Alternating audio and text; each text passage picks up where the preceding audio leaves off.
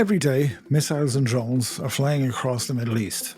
Iran is attacking shipping, oil infrastructure is being hit, and global markets are watching closely. At first glance, it looks like Iran is escalating the war, but behind the headlines, something very different may be happening. Iran's ability to wage this war might actually be collapsing.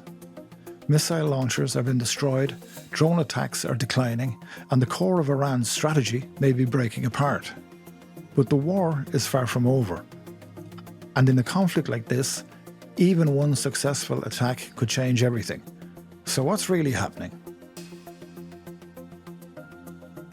Iran knows it cannot defeat the United States or Israel in a conventional war. So instead, Tehran has built a completely different strategy, an asymmetric war strategy. The goal isn't necessarily to win militarily. The goal is to create enough economic damage and political pressure that the United States and its allies decide that the war simply isn't worth fighting anymore. To do that, Iran maintains 5 clear objectives: missile and drone attacks on military bases and energy infrastructure, attacks on shipping in the Persian Gulf, proxy groups like Hezbollah, global terrorism, and cyber attacks. But not all of these tools are of equal effect. The most important ones are missiles, drones, and naval attacks, because these can disrupt the global oil market. And when oil markets get disrupted, the entire world feels it. That's why the US and Israel focused on destroying these capabilities first.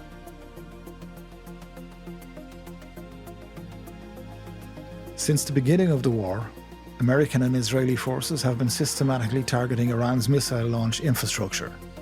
And the numbers are striking. Iran began the war with roughly 420 to 440 missile launchers. So far, Israeli officials say up to 290 of them have already been destroyed or rendered unusable. That means more than half of Iran's launch capability may already be gone. Iran is still launching drones and missiles, but the overall attack rate has been steadily declining.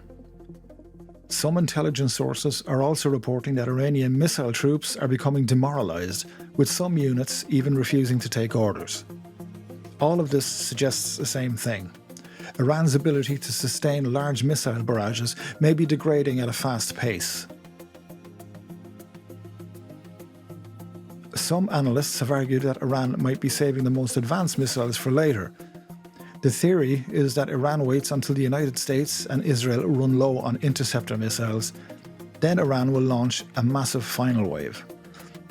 But there's very little evidence this is happening.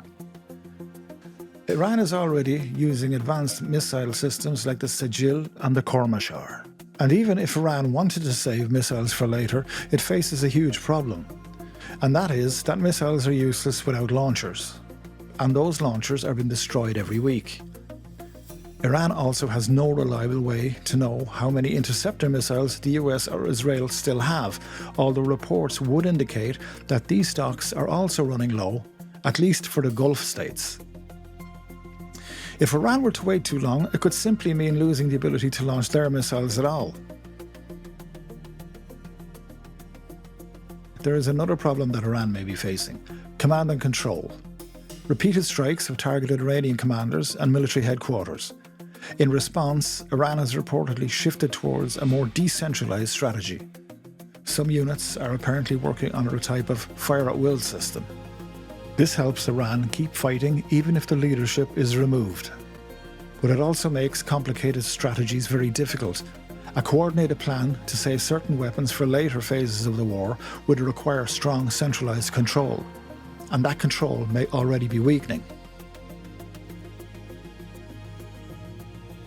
Nowhere is the danger of this war clearer than the Strait of Hormuz. This narrow stretch of water carries roughly a fifth of the world's oil supply. If shipping here stops, global energy markets could fall into chaos. Iran has long threatened to shut the strait using drones, missiles, fast attack boats, and naval mines. So the US military launched a multi-stage campaign in order to destroy coastal air defences, reduce drone and missile attacks, weaken Iran's navy, and eliminate anti-ship missile threats. If these steps succeed, the US Navy can protect shipping and reopen safe transit.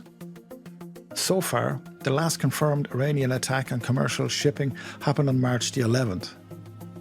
But it's still unclear whether that was because Iran's capabilities are weakening or because fewer ships are willing to risk the passage. Even if Iran's capabilities are declining, the threat hasn't disappeared. Because in asymmetric warfare, small attacks can have massive consequences. One successful drone strike on a major oil facility could spike global oil prices overnight. And that economic pressure is exactly what Iran is trying to create. In fact, Iran and its allies have already used this strategy before.